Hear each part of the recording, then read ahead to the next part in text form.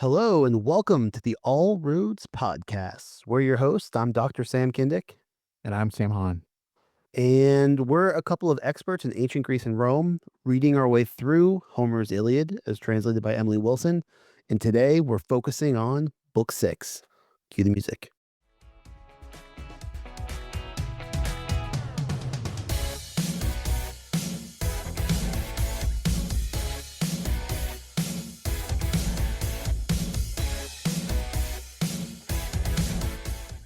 The noble Hector reached toward his son. The baby wailed and wiggled back to snuggle into his well-groomed nurse's lap and dress. The child was scared by how his father looked, shocked at the terrifying horsehair plume that nodded at the top part of his helmet. His loving father and his mother laughed. Hector immediately took off his helmet and put it on the ground. It glittered brightly. Then glorious Hector kissed his darling son and took him into his arms to rock and cuddle and prayed to Zeus and all the other gods. Zeus and you other gods, please let my son be just like me, admired among the Trojans, strong and successful on the battlefield, and powerful enough to rule in Troy. I hope they say when he comes back from war, this man is so much better than his father. I hope he kills an enemy of ours and brings his blood-stained arms and armor back and makes his mother happy. These are the words from the very end, toward the end of Book 6, when Hector is preparing to return to battle after meeting with his wife and his young baby son. And Sam, I would say that these are perhaps the most iconic lines of this book. There are a lot of iconic moments in Book 6. You're right to have picked this as the book that you wanted to focus on today. But this scene always strikes me. I'm not a father myself. I know you, of course, have kids. I wonder how this scene kind of strikes you as a parent. Yeah, no, it's my favorite. And I think it became my favorite scene in not just the Iliad, but in epic poetry, in Wow. Greco-Roman poetry. Wow. Uh, but High praise. definitely after, definitely after I had kids, right? I wasn't like, 21 and I was like, man, this touching moment. But no, it's awesome. And there's so much going on, which we'll Mhm. unpack when we get to it. But it's definitely, it's a moment I always highlight when I'm teaching this to my students because I think this, interaction between Hector and Andromache, and their son Astyanax is for me really reflective of what we get throughout Book 6, which is this sort of focus away from the battlefield. And this reminder that there are, not just relationships, between people off the battlefield, but complicated relationships and relationships that are affected by what's happening on the battlefield. Yeah. Um, and so this comes right. Book 6 is hot on the heels of this book, in which we saw Diomedes, having his Aristeia, his like moment of glory, and just like wrecking things on the battlefield. Right, he attacks humans, he kills humans, he attacks gods. It's not always clear, who he's fighting. Right, a theme that we'll see, echoed again in this chapter. But at the start of the book, right, we sort of just continue on. Right, I mean the gods have sort of withdrawn. Remember at the end of book 5, there's that loving paternal exchange, Mhm. between Zeus and Ares, and he's like, "Man, I always hated you." Um, but the gods have withdrawn, but the Greeks are still fighting the Trojans, um, and the Greeks have the upper hand. Yeah. Right, we get these nine sort of deaths described. Um, all Greeks killing Trojans. Yeah. Again, the Greeks are absolutely taking over in this moment. And we get a couple of like fun scenes. I love kind of highlighting these moments where someone gets killed and there's a brief little description. Um, Again, this is like within, around line 15, right? Where a Trojan gets killed and he gets described as he had a rich estate and a wealthy home, and everyone loved him. He was kind and generous and welcomed everyone who passed that way as guests inside his home. But none of his friends stepped in to help him now. No one protected him from bitter death. His life was taken. And I love these little moments. There's another one where these twins get killed, and it talks about how their mom, who is a minor goddess, met their dad, and they fell in love and had these twins. And you just have these kind of, again, these little vignettes of, here's this guy who we don't hear much about, but here's a little bit of his history. And of course, we're leading up to a very, very long family history and an interaction between a Greek and a Trojan. But before we get there, Sam, I wanted to highlight one moment as the Greeks, as the tide fully turns in their favor. Um, there's a moment when Menelaus has kind of knocked down a Trojan, Adrastus, Mm. and he is kind of standing over him, getting ready to stab him. And Adrastus grabs his knees and begs for his life. And we've talked about this a little bit when we first started reading the Iliad, though. We'll see these moments of supplication. We saw Thetis do this with Zeus in book one. Again, not begging for her life, but begging for her son's honor, because of course she's the mother of Achilles. And we actually get this moment where, a fallen warrior begs for his life. Hey, you could kill me now and strip my body, but you would make a lot more money if you just took me captive and then ransomed me back to my father. My father's super rich. He'll give you all this great stuff. Please don't kill me. It's worth your while to, spare my life and keep me as a hostage. And Menelaus is like, perfect. And this is kind of the normal way things go, right? If you get felled and you beg for your life, you're really supposed to honor that supplication because ultimately it plays into your hand in the long run. But it's Um, not, but it doesn't always come into play, right? Because just in that, right, that little vignette you just read, about Axilus, right? The guy who everyone loves, he's rich too, right? And we don't get this sort of this chance for him, to beg to be ransomed and spared. right. Um, and I mean, all these things. I know I cut you off, and you can pick up in a No. second. But like, I mean, it's all these different vignettes, and all these people who are listed. This for me is endlessly fascinating because we wonder, like, are they real people, right? Is there, a story behind these individuals, or is this really just a reflection of sort of the oral performance and the oral tradition that when the epic poet goes to, whatever town and he recites the name of someone from that town or from that region who's killed, right? It's a memorial for them. It's like you go around the United States and Mhm. you see, in the park of, whatever small town, the list of the people who were killed, fighting in various wars, right? I grew up in Massachusetts, and there's always a revolution list of people who died in the Revolutionary War, but every successive war, I mean, that's the monument we get here. You go and you're like, oh, Axilus, and everyone's like, man, that guy was rich, but also super nice. And so he gets his like moment. He gets Mm. his it's not an Aristeic because he's been killed, but this celebration. But what does it tell us that we get now this guy who's like begging for his life? Is he better? Is he worse? And what does Menelaus's response tell us? Yeah. Well, again, Menelaus initially responds kind of within kind of the normal order of things, kind of following proper custom, right? Some of these guys get killed completely outright, never get to beg for their life. But when you get to beg for your life, you often are spared for this ransom. And Menelaus leans this way, and then Agamemnon sees that Menelaus is making, you know, is honoring the supplication, and he calls him soft. And there are a lot of chilling moments. There's a lot of foreshadowing in this book, and then Menelaus has this like bone chilling line. This is around line 78. Um, he says, or a little bit before that, I'll say, let none of them escape the massacre dealt by our deadly hands, not even one. Okay, that's what you would expect somebody maybe to say in war. But then he keeps going on. Even the little babies not yet born, whose mothers carry them inside their bellies, will not escape.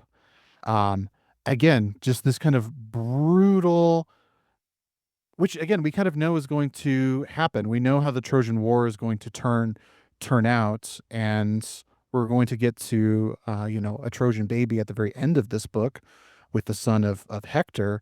And his fate is kind of predicted here by Agamemnon. He has already been born, but he will be thrown from the battlements of Troy and you know die from falling from a great height. And so you just have this moment, and Menelaus is swayed by his brother and kills this person begging for his life. And then we move on. But I think it is this kind of like scene of brutality. Again, as the Greeks get the upper hand, there's more and more of an ignoring of proper decorum and proper order as they kind of push their way to Troy. Yeah, there's an urgency. Um, and it's interesting because of course, you the Greeks should be panicked a little bit, right? Because Achilles has withdrawn. I mean, Right.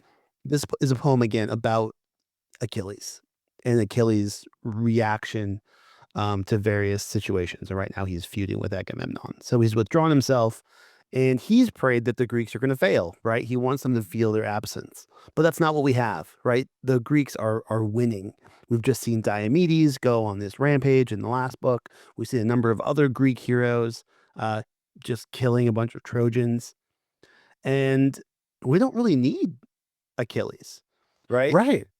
We Well, have Diomedes. exactly. There's this moment again as the Greeks start pushing forward. Hector is surveilling the scene and then talks to one of his brothers, Helenus, who's this kind of a reader of birds, who basically says we need to make a sacrifice to Athena, right, so that she holds off the Greeks. So go home, tell mom, get all the Trojan women together, and make a sacrifice to Athena to try and win her favor. And then around line 30, he has this, right? While Diomedes, I believe he is the strongest of all the Greeks.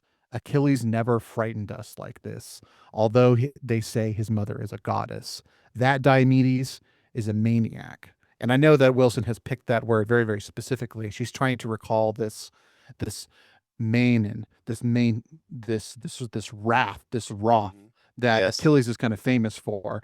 And from the Trojans' perspective, this is the worst it's ever been. They've never seen somebody fight as well as Diomedes. So in terms of like an Aristeia, Diomedes is proving himself very much worthy to take the shoes of Achilles in this moment for the Greeks.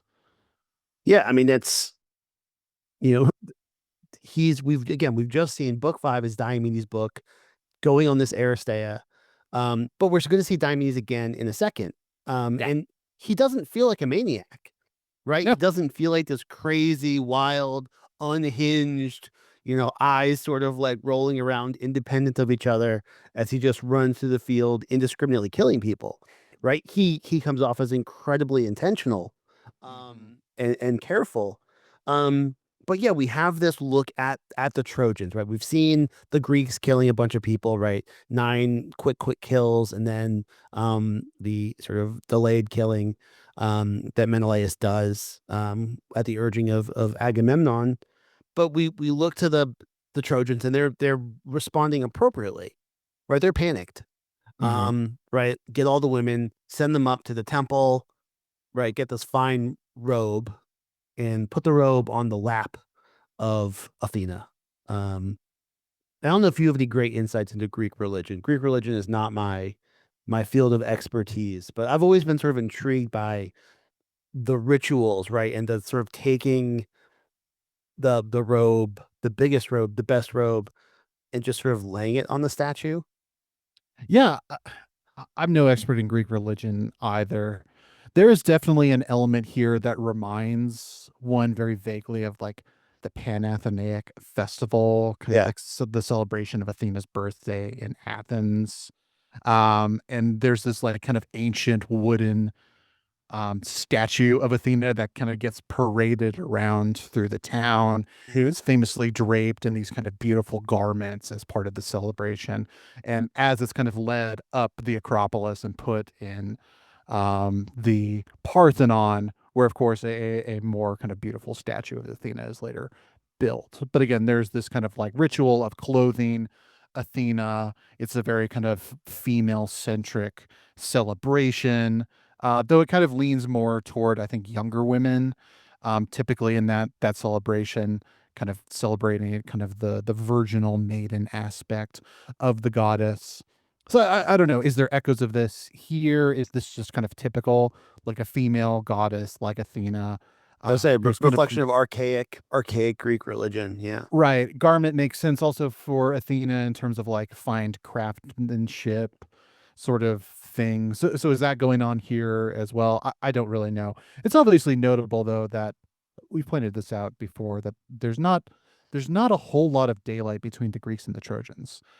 They all can understand each other. They all basically have the same customs. They worship the same gods. And there's nothing really like barbaric or foreign or Eastern or anything like that with this celebration. This is like a very traditional, typical way to sacrifice to a goddess like Athena. The only problem is Athena is fully allied with the Greeks. So there's no we know that this is going to be unsuccessful. Yeah. So there's that element too, where when we think about Greek and Roman religion, we kind of use the term do ut des, right? I give so that you will give, right? A kind of quid pro quo, Yeah. a It's a very reciprocal. transactional, right? Yeah. Um, but you don't really see a whole lot of that actually in the Iliad, where people um actually give something to the gods and the gods respond by saying, oh, okay. Unless it's someone like Thetis who's calling a big favor from Zeus, I was gonna say, or yeah, or it's a yeah. priest. But again, like these moments, typically you would think that this would win over Athena. Okay, they have made this major sacrifice. They are worshiping her as she deserves and as she demands. And there's no return on investment there. And so there is this also kind of weird thing where there also feels like the gods aren't fully holding up their deal. And of course the gods are fickle, and we've talked about that in the past. But there is something going on there. Sorry for the long-winded answer, but you know, I think I read this scene as like, this is exactly what you would want to do. Athena is the goddess you want on your side in this moment. You need good strategy, right? The Greeks are absolutely destroying you. What you need is somebody to have an actual plan. So to me, it's like, oh, this is a no-brainer, but she is not going to be able to be swayed. Right. And I mean, we don't really get the gods at all in this book. Right. Um, And they've where did they go? They were withdrawn. I mean, all in book they five. were super active in book 5, right? They're on the battlefield. They're, running around, trying to, get Ares kind of out of there. Ares is doing his own thing. Zeus is sort of calling gods in and out, and they're not here. And it's interesting because the Trojans realize that they need help, Mhm. right? Whether it's, I mean, there's 10 guys were killed, but it's representative of, sort of the tide turning in the battle. And so this is the moment that they turn to the gods, and we'll see, spoiler, that, as you said, Athena is not interested. Um, and that's really the only sort of presence of the gods in this book. Though we get this sort of suggestion of, the possibility, because now we've seen gods on the battlefield, Mhm. and we have to be extra cautious, that someone might be a god. And so when Hector, sort of briefly goes down after he speaks to Helenus, he sort of goes out and he's like gonna call all the Trojans and talk to them.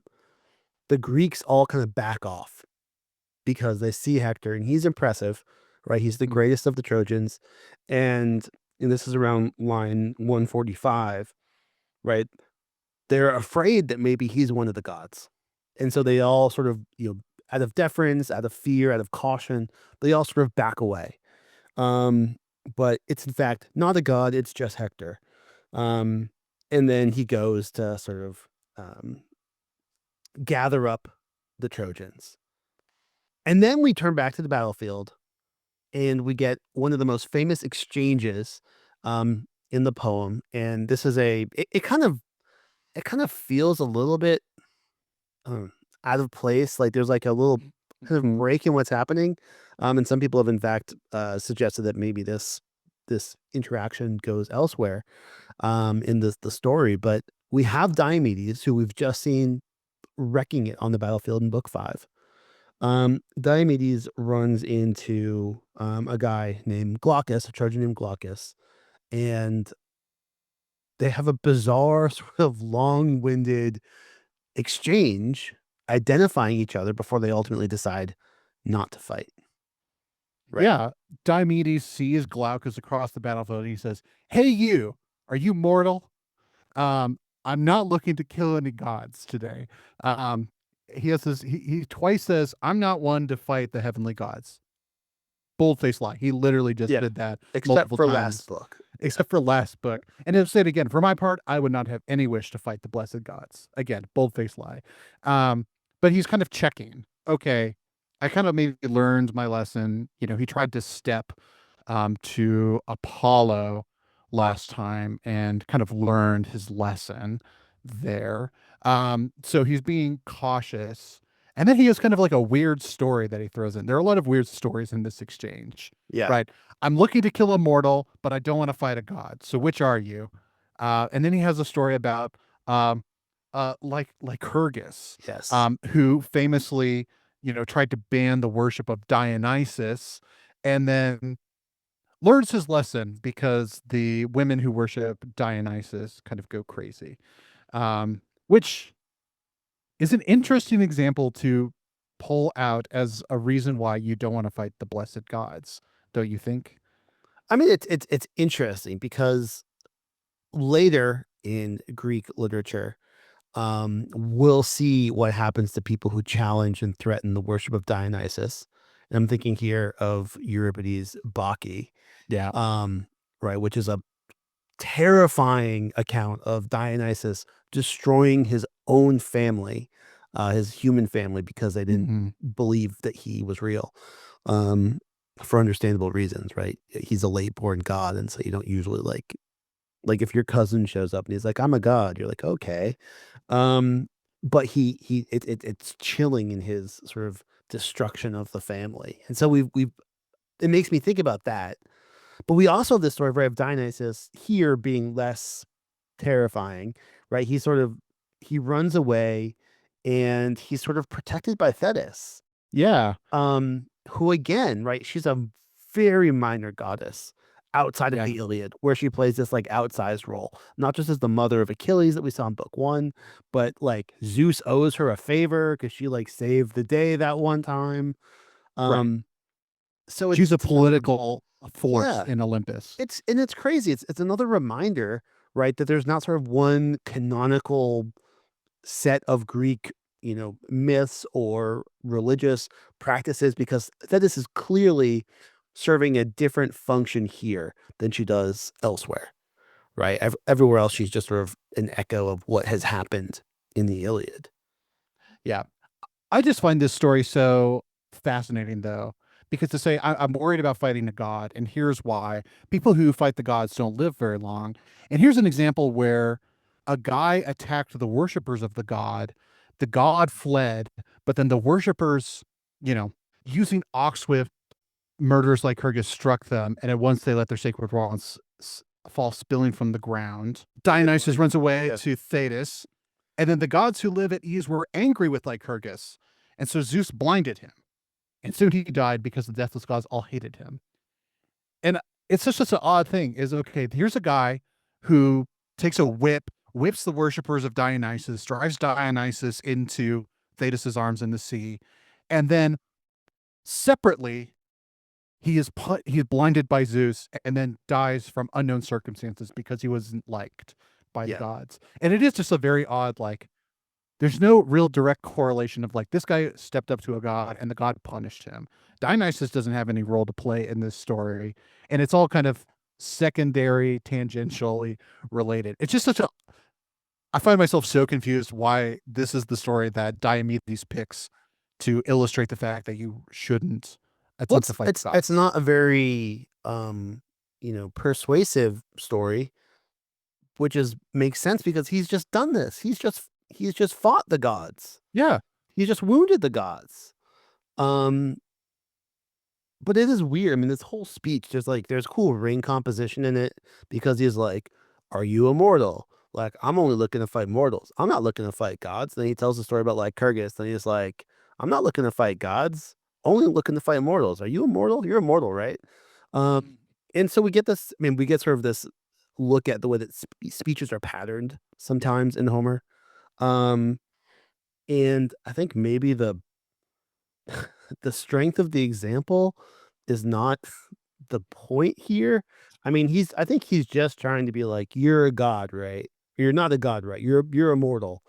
Um, and he gets a good response. Glaucus responds and he's like, why are you asking about my family? Which Hmm. he wasn't really. Other than like, is your dad a god? Um, Hmm. and then we get a long-winded response from Glaucus about his family, Hmm. using the story of Bellerophon, um, and going all the way back to his earliest ancestor Sisyphus, who did challenge the gods. Right? He's Yep. punished by Zeus because he tries to cheat death. And he's one of the cardinal sinners, forced forever to roll a rock up a hill that will always then come back and destroy him. We hear about this this story about Bellerophon, being accused of rape. Yeah. Yeah. Right.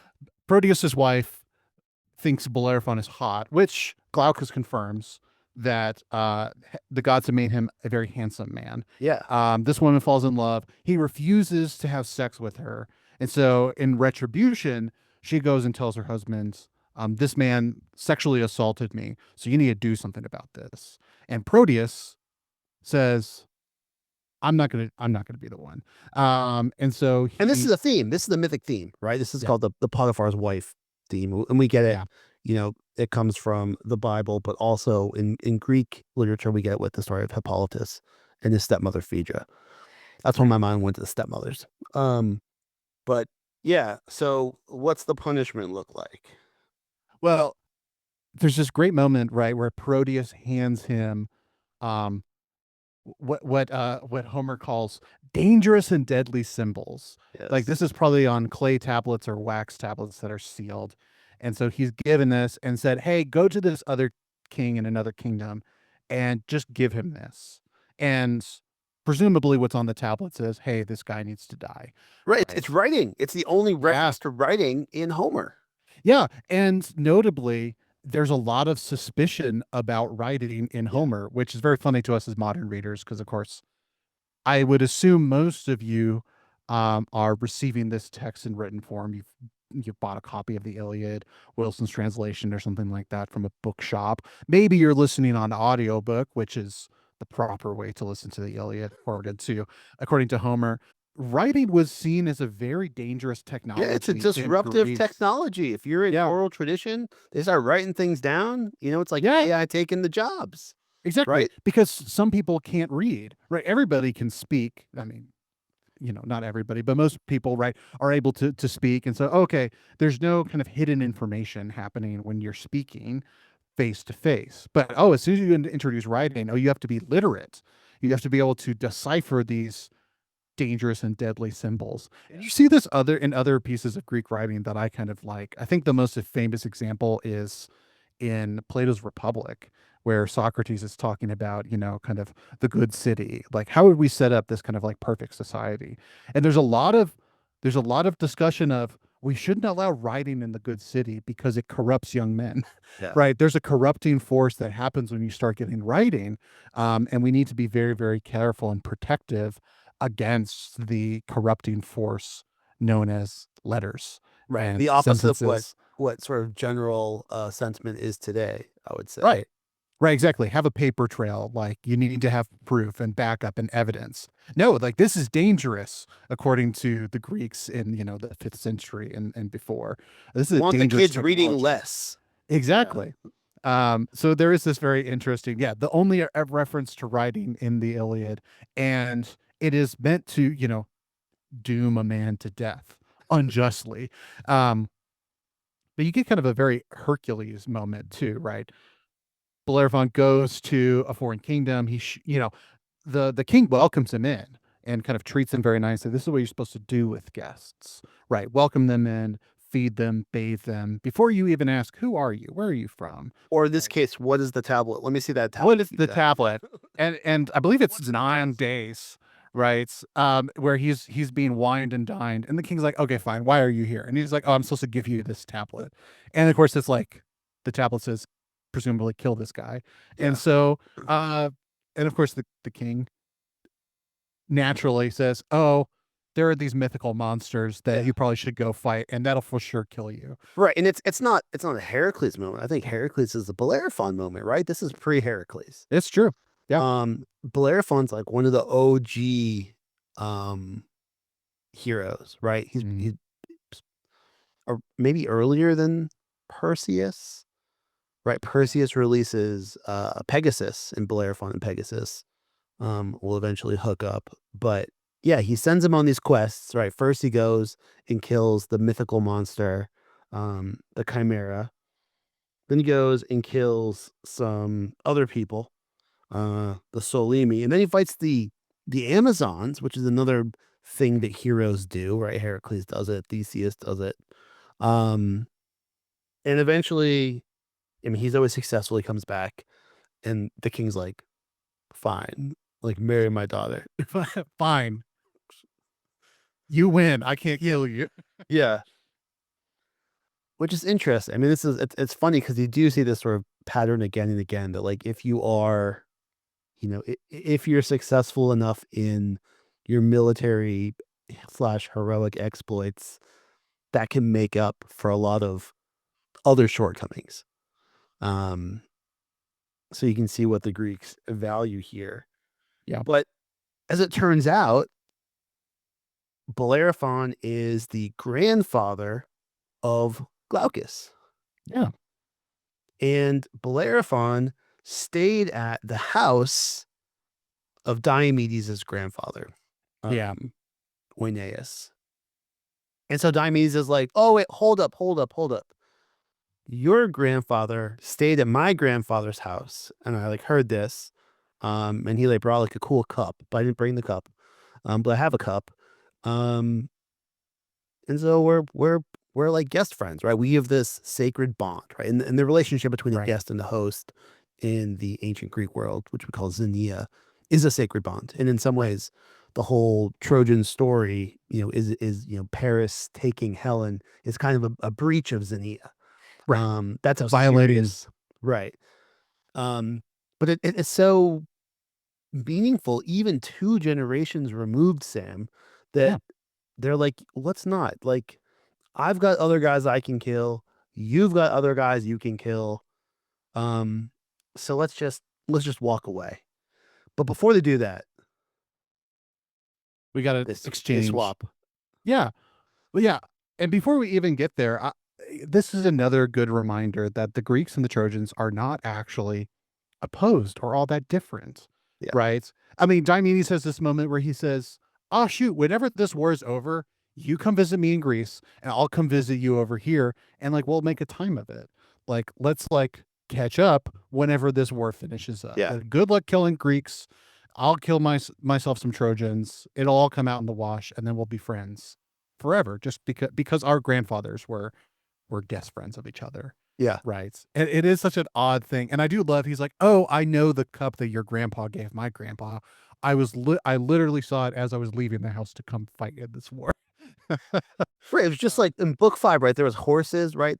That someone didn't bring, right? We have all these like references to like objects that people didn't carry with them into battle, which is kind of interesting, Yeah. right? Where people are like, "Oh man, I wish I had that cup."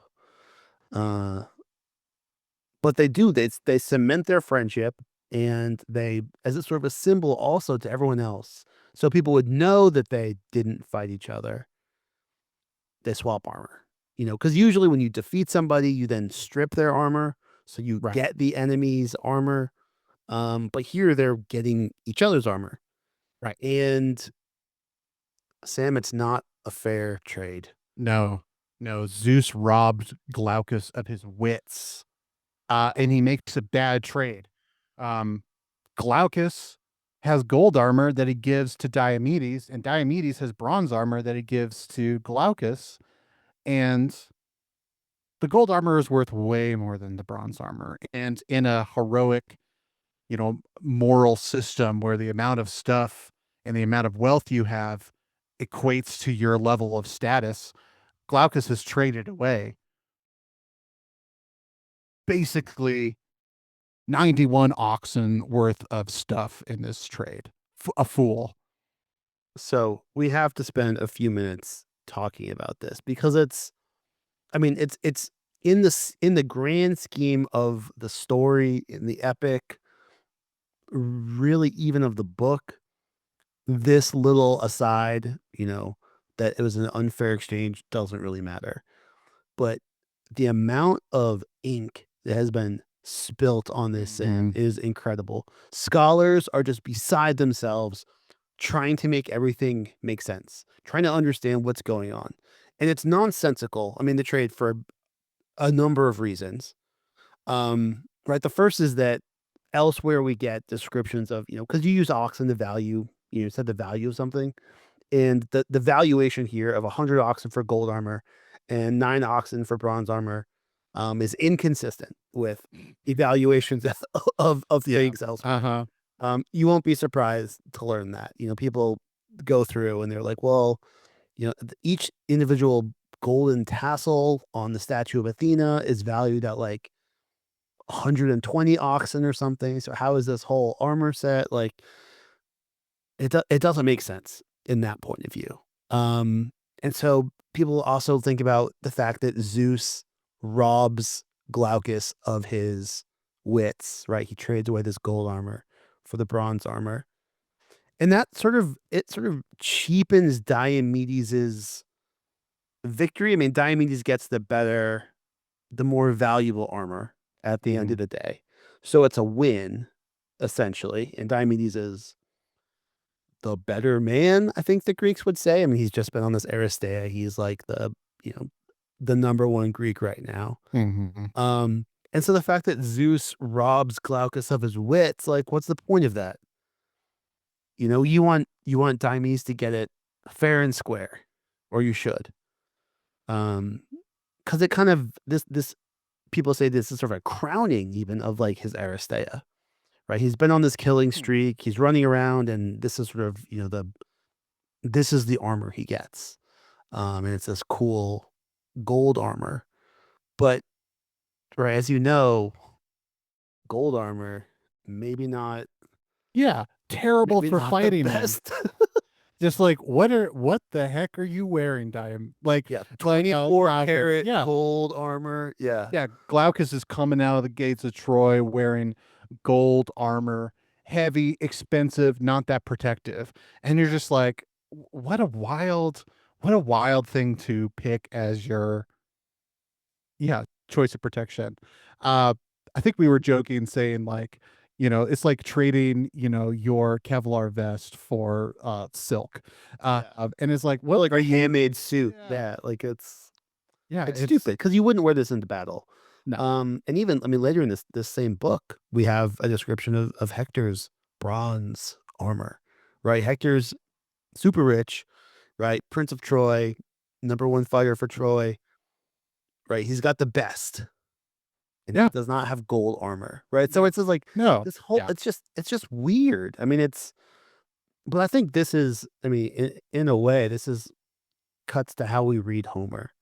It's a text that is almost certainly been cobbled together in some way or another, right? Whether it's Yeah. by Homer himself, by whether it's by various, bards, whether it's by, later editors in Alexandria or Right. wherever, it's cobbled together and it's not, there's a tremendous amount of like, of holistic like unity to it, right? It makes sense. There's arcs, there's, brain composition, there's patterns we can see, but like every single thing does not have to make sense. Yeah, as soon as you start scrutinizing individual lines, you start to find inconsistencies. I mean, we're not too far away from getting to book 9, where famously Homer has a really hard time keeping track of how many people Yes. are Yeah. Yeah. are Whether it's there. 2 or 3, it's not like, you Right. know, And just switching back and forth between that number, right? Just be like, there's nothing there. There's nothing really to be gleaned from this inconsistency other than Yeah, it's a compilation of very archaic Greek that nobody speaks at the time that it's actually being put together anymore. And yeah, there are just 1,000 million different variations of the story that are trying to be brought together in kind of a single canonized version, that just brings in all of these kind of like oddities. Right. When we have these moments where people get kind of called out, perhaps that comes from a story where it meant something to those people, but you can almost be assured when it's being compiled that all of these different moments don't necessarily mean something specific to the people that are doing that compiling, which in some ways makes it such a rich text because it is a story being told all across, the Greek speaking world, and maybe beyond that, being brought together into kind of one text. So it is kind of like beautifully heterogeneous in some ways. And also, as we've said, you can't take any one specific thing Yeah. too seriously because you'll drive yourself mad.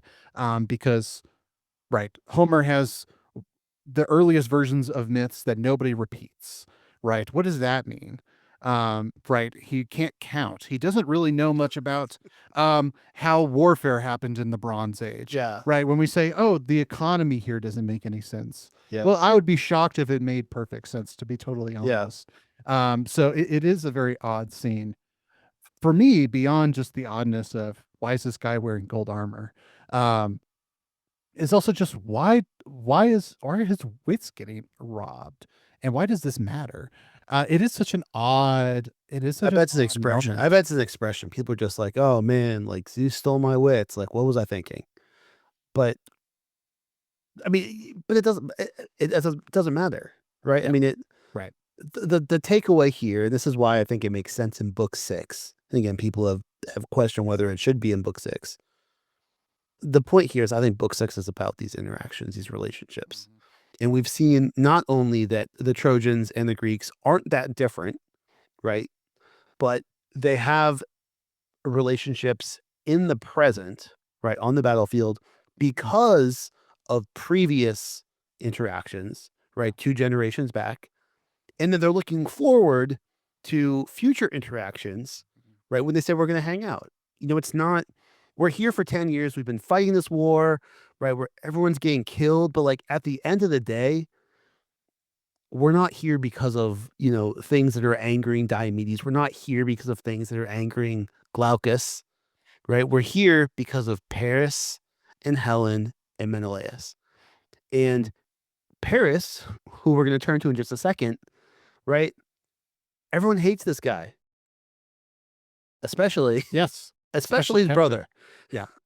Um, but I yeah, go ahead. I was going to say, before we switch back over to Hector, I do want to point out one thing and go back to um, Axilus, who I pointed out at the very, very top of this episode, the guy who had a Yeah, beautiful home the and rich had many guy. friends, the rich guy. And again, I don't think this is an intentional kind of foreshadowing of this moment, but it is interesting to have this moment where these two guys say, "Oh, our grandfathers were guest friends." And then to remember at the very beginning of this book that there was a guy who is famous for how many guest friends he had. He had so many people over to stay in his house, and he's going to brutally cut down. And just a reminder that there's almost this like, I feel like implication that if each of the Greeks and each of the Trojans took a moment and said, "Hey, are you mortal or are you a god? Do I know you or your family?" Is that everyone would actually know each other, and that all of these are kind of this kind of Yes, violation of the guest friend it's relationships, a great and point. that is that everybody's actually super connected, and it's just a matter of, do you take the time to kind of hype yourself up before you fight, or do you just throw a spear from your chariot and it Right, goes because through this is a not cement? normal. This sort of Right. long-winded, you know, who are you? Let me tell you a story. And then, okay, here's who I am, and let me tell you by means of a story. This is not normal. I mean, the majority of the deaths we've seen are just, so and so killed so and so, and maybe he was rich, maybe his dad like built boats. Like, but we don't, even when we do have the interaction, and we'll see more of these as we progress through the epic, right? It's more like, it's a prayer. May, Ares guide this spear as I throw it, and it, punctures your liver or something like that, right? It's not, It's not like a who are you? Mhm. Should I fight you? All right, one last thing though before we go to Troy. Last You thing, s- and then Troy. you skipped over such a beautiful epic simile that I just want to call out to our listeners. When Glaucus responds to Diomedes, he says, "The generations of men are like the growth and Oh fall yes. of Yep. leaves. The wind shakes some to earth, the forest sprouts new foliage, and springtime comes. So too one human generation comes to be, another ends." And that's it. It's just a beautiful simile that I It wanted is, to right? And call it out. it reminds us that, people come and people go, leaves grow, leaves die, but also we're all connected, right? We're all come from the same tree. Mhm. So again, to your last point, right? Everybody does probably know each other. I hadn't thought about that. Or the grandfathers know each other. Yeah, right. Or their great grandfathers, but like whatever. And it's not like these guys even knew their grandfathers. Or at least Right. in the case of Diomedes, he was like, "Yeah, my dad died when I was young." Yeah. Um, but anyway, All right. Let's go to Troy. to Troy.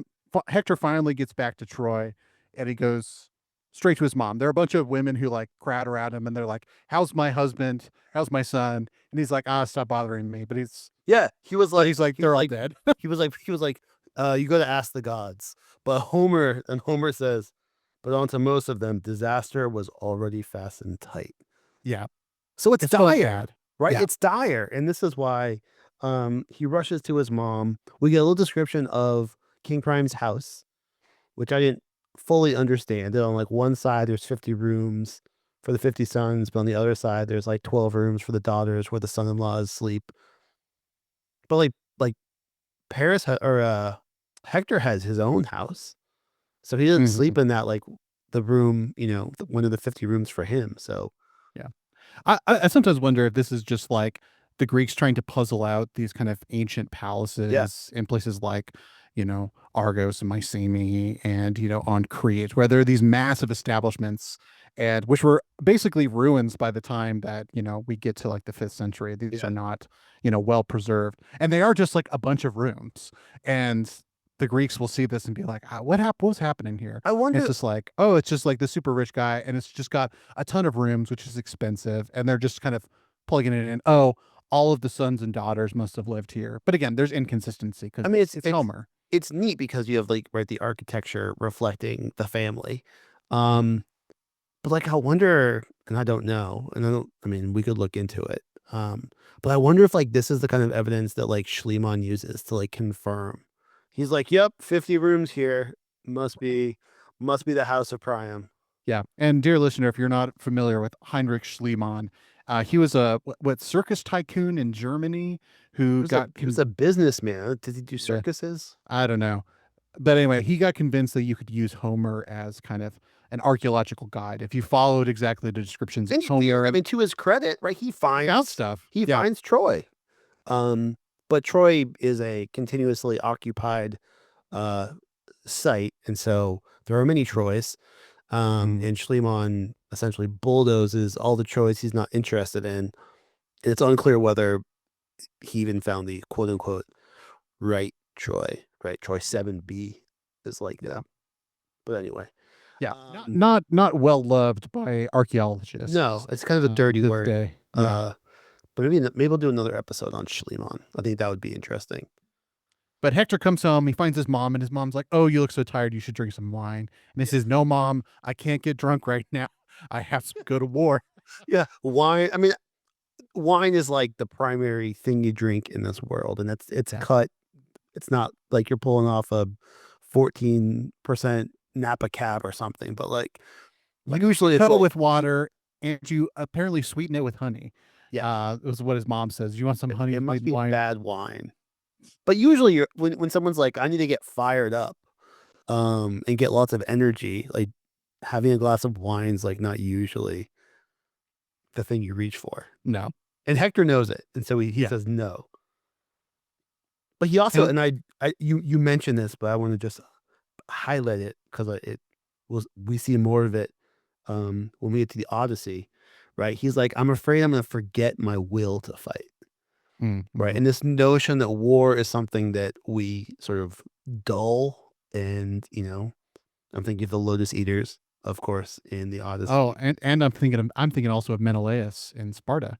Oh yeah, yes, yes, with Helen. Famously, when Menelaus comes back with Helen to Greece, he is so racked with PTSD that he has to be drugged for the rest of his life so that he doesn't go mad. Yeah, Um, but Hector's trying to stay sharp here, so he says, "Ma, yeah. no wine, because if I sit down and have wine, there's no way I'm going to go back out and fight." And he's got to go back out and fight. And he checks with his mom that she's going to bring all the women of Troy. Right, we have sort of speeches repeated verbatim here. Hmm. Get all the women all through the city. Go up to the altar of Athena, the temple of Athena, Athena with the braids. Um, Lovely braided Athena, Hmm. and bring your best robe, your biggest robe, which and the robes, right? It's a Sidonian robe. It comes from uh, Tyre, Hmm. Phoenician robe. But apparently, the robes and also the women who make the robes were also kidnapped by Paris or Yeah. taken by Paris Yeah. on his Yeah. because he apparently gets blown off course as he's coming back from Sparta. He winds up in Phoenicia when he has Helen. They load up on Phoenician Fabrics and women dressmakers. Yeah, like and come back to Troy. Yeah. so. Just an interesting aside, but put that Yeah. on the statue of Athena. Um, and this is what she does, right? She gathers the women together, um, and they bring the robe and they put it on the lap of Athena. And as you said, she says no. She refused to grant her prayer. She shook her head, Yeah. which we probably know she's throwing her head back on Olympus. We talked about this in book one. But again, she is denied the request Yeah. to turn the tide And and save the Trojans. this is like really the only divine interaction we get in this chapter, right? The Yeah. gods are so absent that the only sort of like echo we get of the gods in book 6 are this sort of refusal. Right. But Hector's got other places to go. He So does. he tells his mom they go to the Temple of Athena, and then he's off to Paris's house because they're losing. And despite Paris being the worst, he is actually decent at some things. Um, and again, Hector kind of goes back and forth about, what he thinks about Paris. And the moment where he comes to his house, he kind of, you know, mocks him and derides him for kind of shirking from battle. But eventually Paris is going to join him as he heads back out, and he's actually going to say, I'm glad you're back. You actually are quite Uh, the good fighter. I So mean, I want to talk more about that when we get okay, there. we'll get there. But he goes there, and of course Paris is there kind of like preening himself while Helen is kind of looking on with Right. disdain. There's like two possibilities. Right. In the Wilson translation, it says, and this is line 429, 430, Hector found Paris in his inner chamber, fiddling with his beautiful equipment, his spear and breastplate. His hands were stroking his curving bow. Right. So he's, polishing the old trophies, so to speak. But Right. I mean, there's two, we can read this in two ways. The first is he's just like fiddling, right? Because Hmm. he wouldn't know what to do with a spear, right? If he had one. And also we'll note that you don't use a spear and a bow at the same time. Right. So we've seen this sort of weird arming before with people who like don't necessarily know what they're doing. They put on Right. all the stuff. Yeah, 100% of all the weapons in armor. Right, right. Because you need them all at once. He had a bow in each hand. Uh, and so like that's one option. The other option is he like actually about to put it on, which is what he says, right? Hector's like, we need you. Stop moping, right? He assumes that Paris is still sort of moping from when he was whisked off the battlefield in book 3. Um, but he's like, we need you out there, and Paris is like, oh, I was just about to get out there. Yeah, but just now my wife was saying gently, persuasively, that I should go back to the war. And I myself believe that will be the better choice for me. It's so We were literally casual. We were literally just talking about how I should And then probably be and dead. then he's like, oh yeah, sure. Like Hector like busts in and he's like, we're praying to Athena, like Trojans are getting massacred on the battlefield, like we gotta go, everyone needs to get out there. And Paris just like, yeah, oh yeah, Mhm. I'll get my stuff on. We were just talking, like literally just talking about this, like, Oh shoot, what time is yeah, it? Oh yeah, yeah. yeah. You go ahead, I'll catch up with you. He's just so there's no urgency, right? It's He is so the worst. casual. Yeah. And everyone hates him. And right then Including Helen. Yeah. Helen, I mean, even, when he's talking to his mom, right? When Hector's talking to his mom, he's like, I'll like go get Paris. And this is like at line 375-ish. I wish the earth would gape and swallow him. Right? Hmm. Everyone hates Paris, but Helen is like, he's the worst, right? I'm a dog. It's Yeah. interesting This that man she has no good sense, no no. self-control, and no capacity to change. Um, and of course, she says, I wish that when I was born, a wind blew me out of my mother's hands and into the sea where I would have died. And you're like, Yeah, geez, Helen, I wish goodness. I shared a bed with someone better, right? Yeah. And Paris is like, I'm right here. Yeah. It's feel. Do you ever see Arrested Development? Ever watch Arrested Yes. Development? Uh-huh. This feels very much like it's a tight shot on like Helen, and then she's saying all this nasty stuff, and then like it zooms out and you see like Buster in the background. I feel like Yeah. Paris is very much like a Buster figure. Yeah. And Paris doesn't even react to any of this, which was No. also kind of funny. No, Uh, what would Agamemnon have done if someone said that in front of him? What would Menelaus have done? They would have killed everybody. right. No, Paris So has it nothing. is weird, but Harris kind of has the last laugh in all of this in some ways. I feel like because he kind of doesn't really get his comeuppance, which Helen kind of wishes for him, right? One day he's going to have it coming. And, does Helen really get what she wants here? Kind of. But like, Paris probably doesn't get punished nearly as much as he should. No, I mean he's going to end up killing Achilles, Yeah. as the story goes. So he's in some ways the better man, but I mean we've seen this already in book 3 where it seems kind of like the poet is using Helen as a mouthpiece. Yes. Right? The Mm-hmm. very end of her speech, she says, she calls herself a dog repeatedly, which is unusual. No one refers to themselves as a dog. Dog is, dog faced, shameless. But when used with women, right? She's a bitch. We've seen that Yeah. before. But at the Yeah. She's very almost end, calling herself a slur yeah. here No, throughout this speech. she's saying what other people say about her. Yeah. But she says, Zeus set an evil lot upon us all to make us the topics of a singer's tale for people in the future still unborn. That's you and me, Sam. That's us. She's talking about us.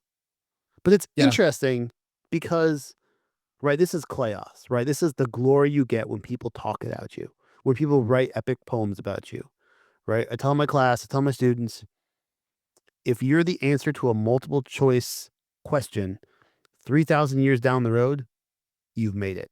Hmm. Right? That's how you know. That's Kleos.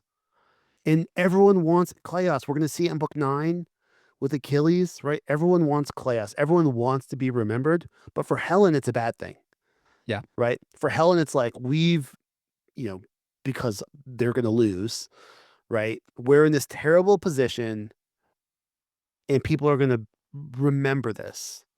It's Yeah. sort of the flip side of Kleos, right? Kleos is great when you're awesome and when you win and when you have this Aristeia.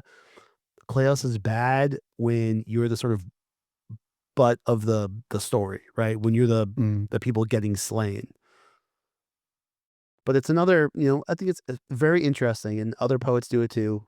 Ovid does it especially, where that you use female characters as sort of prophetic, poetic mouthpieces. Hmm. Hmm. Yeah. So very cool.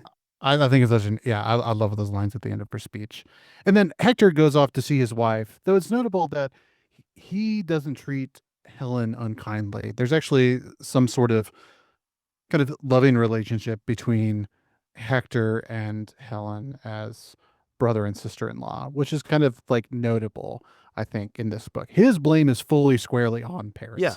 He does not have any hate in People his heart don't for really Helen. in the Iliad, people don't really dislike Helen. Yeah, Helen In hates herself, but everybody hates Paris. in the Roman version in the Aeneid, Aeneas hates Helen. He sees her. Mhm. Um, but yeah. But Hector goes home. Um, But Andromache's not home. no. Where is she? Where'd she go? Yeah. He asks one of his slaves, and they say, "Oh, she ran. She heard that the Trojans were getting beat in battle, and she ran off as if beside herself with manic frenzy." And It's she's a kind of word. run to the walls to see if Hector has been killed, essentially. And she's watching it, right? She's like watching what's happening. She's watching them like trying to breach the wall right by the fig tree. And she's there with a nurse who's holding her son, Astyanax. Who And Hector calls Scamandrius. yes, right. He has many names. And I think this is also a reflection of multiple epic traditions, right? He's like the bright star Scamandrius, but Astyanax is his real name, means like Lord of the City. Yeah, yeah.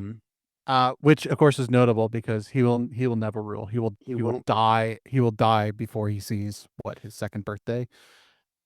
Yeah, and that's sort of the touching thing, right? That we know what's going to happen to him, right? He's gonna when Troy is sacked, um, he's gonna be thrown from the battlements. Mm-hmm. Kind of like where he's up now with his mom and his dad.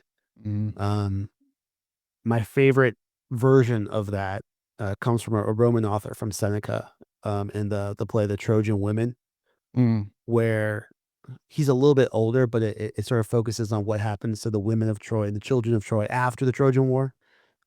Spoiler, it's not good. People get killed, Yeah. right? People get, raped and taken away as captives. But Odysseus is going to throw Astyanax off the battlement, um, which, is consistent with the myth. But since it's a Roman version and the Romans see themselves as descendants of Troy, he's like this proto-Roman, this little kid. He's older than he is in the Iliad. He's, Mm-hmm. maybe 5, 4, 5, 6. Yeah. But instead of being thrown off, he walks off on his own accord, right? He takes his A own very life. Roman death. And then that's another one that I feel it like, when you have kids, right? You have a little kid, think of a little kid, taking his own life to prevent the enemy from killing him. Like it's so Roman, but it's like, it's so sad. Yeah, it's so dark. It's Um, super dark. yeah, and so Andromache comes to Hector, and she is freaked out, and rightly so, Yes. right? And she reminds Hector, "You're all I've got. I don't have Yes. any other family except for you. And guess who killed my entire family? Achilles. Achilles killed my dad. He killed all of my brothers. He essentially doomed my mom to death because he kidnapped her and then sent her to this other place, and then Artemis killed Yeah. her. Artemis kills a Um, bunch of people randomly in this book. which is weird. Again, Artemis is associated with kind of sudden female death, Mhm. same way that Apollo is associated with sudden male death, right? Artemis associated with childbirth, Apollo associated with disease, but that's kind of beside the point. But yeah, she says, Achilles killed my entire family, and I'm not looking for you to get out there and be killed by Achilles, which of course we as modern readers know that her real fear is real. Achilles is going to kill Yes. Hector, and Andromache's entire family is going to have been destroyed by one man. I mean, this is interesting for so many reasons, right? How old is Achilles supposed to be, right? He's pretty young. Yeah. So there's this thing, but this is the second time that Andromache's been in, the victim of a sacked city, right? She's Yeah. been through this before. She knows Yeah. how it goes. Um, but what's also interesting is that Achilles, even though he kills her father, he shows some pity and he allows him to be cremated, right, Right. with all of his stuff. And he creates a Um, burial mound to commemorate yes. this great And warrior. so there's Yeah. more foreshadowing towards I think book 24 here, when we Yeah. see Achilles, right, interacting with the father of Hector, with King Hmm. Priam, as he's come off his wrath, that sets this whole thing up. But I mean, she's terrified, right? She's Yeah. again for the second time. I mean, we've talked about men having PTSD, right, after the Trojan War. I mean, this woman has already been part of the sack of a city, Hmm. and she sees that the Trojans are losing. The Greeks are killing people. They're literally, at the walls. They're assaulting the city, and so she's And she has a recommendation. Instead of going out there and lining up on the plain to like duke it out, you know, man to man, why don't you get up on the freaking huge walls of this city and defend the city from the defensive point? Um, Again, this is very early on. Cities with big walls are almost indestructible at this time in history because like siege weaponry hasn't been invented yet. yes, And so I mean, I think of the story of Jericho in the Old Testament, right? Where it's, this massive city in the promised land. There's no way to bring it down. So the, Israelites walk around the city until God miraculously destroys the walls and the whole thing just collapses. But there's no like, here's like siege towers and ladders and stuff like that to scale the walls. It's just like, here's a big wall. There's nothing you can do about it at this time. And Andromache says, use this awesome technology to your advantage. Take the high ground. They can't get you. And Hector it's not won't how it's listen to done. it. It's not how Not it's how it's done. done. He would be ashamed. And he's sad, right? He knows Troy is going to fall, right? Yes. He understands that. And there is a prophecy that Troy won't fall until he dies. Um, and there's also a prophecy that he is gonna die. But I think here, more than anything else, he just understands the situation. He intuits what's going to happen, and he says, "Well, you know, it's really gonna suck because one day the Greeks are gonna come and they're gonna take you away, and I won't be there to do anything, and they're gonna kill, the Steinachs, and all the other women are gonna get carried off, but I'll Including be dead. you. But I'll be Yeah. dead." Yeah. You will leave to serve another woman in Argos. And some people will see you weeping there and they will say, that woman used to be the wife of Hector, who was the greatest champion of Troy during the Trojan War. And when they say that, your pain and grief will feel brand new again because you do not have a man like me to save you from the day of your It's enslavement. a way with words. Yeah. But as for me, I hope I will be dead, so that I don't have to hear all of these terrible things happening to you and my entire family and our people. Um, yeah, it is. It is. I think there are a lot of different ways, right? He is clearly right in some ways because this is exactly what is going to happen. Yes. And also, he's a little bit resigned. Well, I'm gonna have to. I can't avoid my fate. So I might as well do the stupidest possible thing in this moment because if I'm destined to die, I'm gonna die, and if I'm not, I'm not. So what's the point in taking a defensive I don't know if stance? it's I don't know if Um, it's the stupidest thing. I mean, he's doing what yeah, that's me society editorializing. demands of him, right? Who would stay up on the walls and defend the city? Paris Paris. It's true. with his bow, right? They should have, he should be on the walls, not in the trenches. But he's got to. I mean, Hector does what is demanded of him, right? Right. And it'll doom them. Right. Yeah. This is the tricky thing with the Iliad, right? Is there criticism being levied against this heroic system by the poet? Right. This is always the question. Right. Are we supposed to see Hector making this decision and say, again, us as modern readers, we say Andromache is clearly right. Like it's kind of foolish to fight this war on the open plain where it's kind of anybody's game. Right. You should take the defensive position because that's where your strength lies, That's the especially whole where point of right. defenses, right? Right, exactly. Like, why on earth do you have this big city with these awesome, huge walls if you're not going to use them? So that's already odd, Right. But again, to your point, right, the heroic system, he would be mocked if he did what Paris would do and took a bit defensive position. And again, are we I don't supposed to read criticism here or not? I don't Um, think so. I yeah, don't.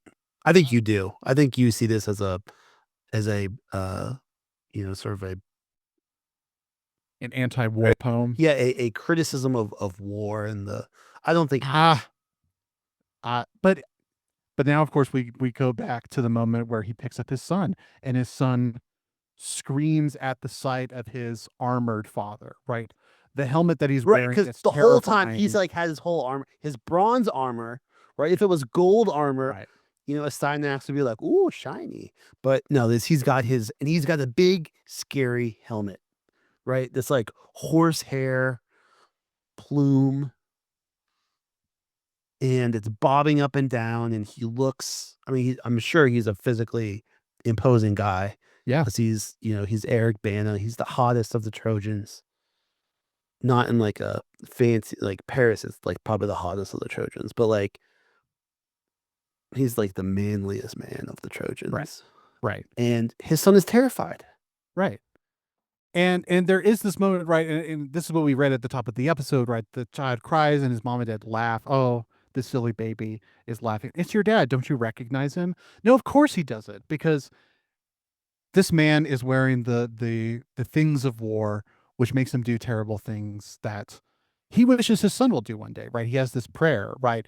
I hope my son comes back from war bloodstained from having killed many men, right? And we know, of course, his son is not, because another man covered in blood is going to take this baby and cast him, you know, from the battlements, Yeah. right? And there's just like, again, this is where I get torn, because I think when I was, doing my grad degree in classics, it's just like, yeah, there's no criticism here. Homer and this poem are fully bought into the system here. There's not criticism, but also I have always found it hard to read this poem, and there are moments like this, especially that come on directly on the tail end of these sorts of, Hector's speech, that you are reminded that there is this real horror of war, and that the innocent recognize it, right? This child who is innocent looks at his dad and is terrified at the prospect of war. And we're just reminded that this kid is not going to grow up to be a great warrior, because another great warrior is going to callously, you know, murder him before, before he can even speak, sort of thing. And it is just like so brutal and so cruel. And we've already seen Agamemnon say that's the plan, is, kill the babies before they're born so that we can wipe out the Trojans. And I don't know. It is hard for me to say the placement of this just feels so resonant to say maybe we should question. And it's hard for me to completely dismiss the reading that I find so attractive, that there is this pushback. Is war worth it? Is the price too high? And of course, this is what Emily Wilson has titled this book, right? The Price of Honor. What will you have to give up for honor? Your family, your children, your life, your city, right? Is it worth it? Hector gets remembered forever, but was it worth it? Right. I think it doesn't matter. I don't think there is a cost. I mean, that's not a cost that you pay. Um, I think Hector is doing what is the most beneficial thing in the moment because the outcome is decided, right? I mean, this is a good prayer. He prays not just to Zeus, but to all the gods, right? And when you pray, you want to include as many people as possible, lest you offend Mhm. somebody. But he's making a prayer for something he knows will not happen. But it's the prayer that is demanded by this society. And I mean, the line that cuts me the most in this whole poem, right? He gives a Synax back to Andromache. She let him snuggle in her perfume dress, and tearfully she smiled. Right? Her husband noticed and pitied her. Mhm. Right? They both know. Right? Yeah. She is smiling through the tears because she knows, and this is Hector's never coming home. Yeah. Um, It'll be Well, a and few we days get that. before he dies, but he's not coming back. But he's there's nothing he can do. And this is what he says. He's like, come on. He calls everyone strange, right? Come on, strange woman. Um, you must not be too sad on my account. He's like, don't worry about me. I mean, she's the one who's going to be taken into slavery, right? He's like, but don't worry about me. No man can send me to the house of Hades before my time. No man can get away from destiny first set for us at birth, however cowardly or brave he is, right? It doesn't matter. So in this moment, you make a prayer to the gods for something you know is not going to happen, right? You don't, it Mm. doesn't matter. Even if he was cowardly and he stayed on the walls, I don't think it matters. He knows that. I think he's saying what people want to hear, kind of, because he knows what's happening. And this, I'm saying this and making this point now because it, I think, is supporting a point I'm going to make in a few more minutes. Okay. Well, he goes back to the battlefield, and Andromache returns home. And notably, she gets home and she tells all the slaves to start grieving and lamenting for Hector. Yeah, Uh, he's like, just keep doing what you're doing. Don't grieve. Just weave. And and she she goes goes home and home she puts on black, and she's and like, stop weaving. We're yeah, grieving. yeah. Grieve, don't My weave. husband is dead, even though he is technically still alive. Right, which is just so poignant, right, in this moment. They all know what's happening. And he goes, and then we cut to Paris. He's like a horse. There's like Yeah, long description of him being like a horse. yeah, he is like a stallion, conscious of his own beauty, and his galloping legs carry him to the pasture of the mares. Yeah, he's like super fast. He's like running, there's like this. I feel like things slow down when Hector goes. He has this moment with his family. And then the camera cuts to like Paris being like, I hope I'm not late for the fight. I don't want to miss the war. And he's like running through the streets. Yeah, And they and it said, catches up with Hector. yeah, am I late? Oh, it's so good. Hector, strange man. Yeah, you're right. He does love the word strange. No one of any sense would ever disparage your performance in a battle. What? See, this is what I think. It's not that he's reassessing Paris's military contribution or worth, right? He's like, I need to pump this dude up so he can get out there because it doesn't matter. It doesn't matter how cowardly we are. It doesn't matter how brave you are. We're all going to die when we die, and there's nothing we can do to change it. That's the only way I can explain away this complete nonsense where he's like, everyone thinks you're a great fighter. Everyone thinks you're cool. Like, we really want you to fight because you never back down. And it's all gonna be fine. Yeah, this becomes a weird thing where it's like, yeah, what does Hector actually believe? Because to his wife, he says, Troy's going to fall. I'm going to die. Everyone's going to be killed and you're going to be enslaved. And there's nothing I can do about it. Right. I'm going to die when I'm going to die. And then to his brother, he says, I can't wait to the day we get to drink to our liberation when we drive the Greeks from Troy.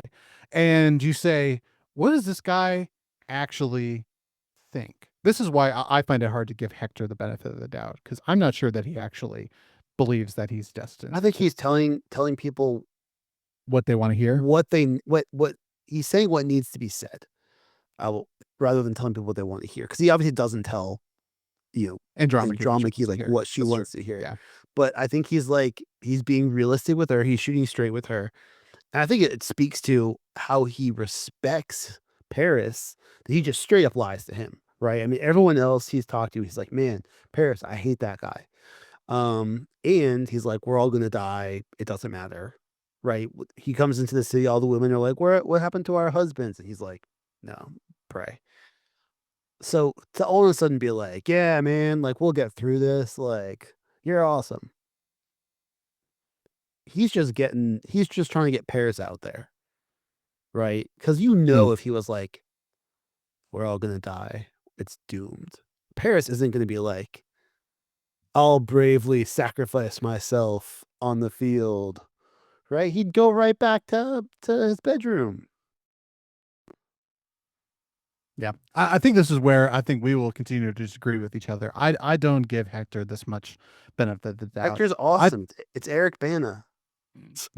I think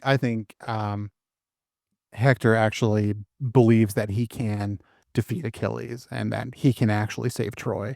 And he doesn't actually believe in the fate that he prophesies to Andromache. And that this kind of speech to say, I'm doomed to die one day, I'm going to go out fighting for my country, is a bit rich, because really he is looking out for himself. He's Is how dramatic. You think he's just being dramatic? I think he is obsessed with glory, like all of these other. He's obsessed with Kleos, and he's willing to risk a lot to try and get that Kleos, and he'll I see justify it him other as a ways. I see him as a heroic, selfless family man. Well, we'll get to see more of Hector as this epic continues. On next episode, we're continuing on to Book 7, where we'll get to see another duel on the fields of Troy between Hector and Ajax. Yeah, So back to the violence, back to the fighting. back to the violence, back to the war, and we'll also get to see an exchange of gifts again. So be on the lookout for that. Sweet. But until next episode, remember, Fall roads well, lead to Rome. Why not take a detour with us? Bye. Bye.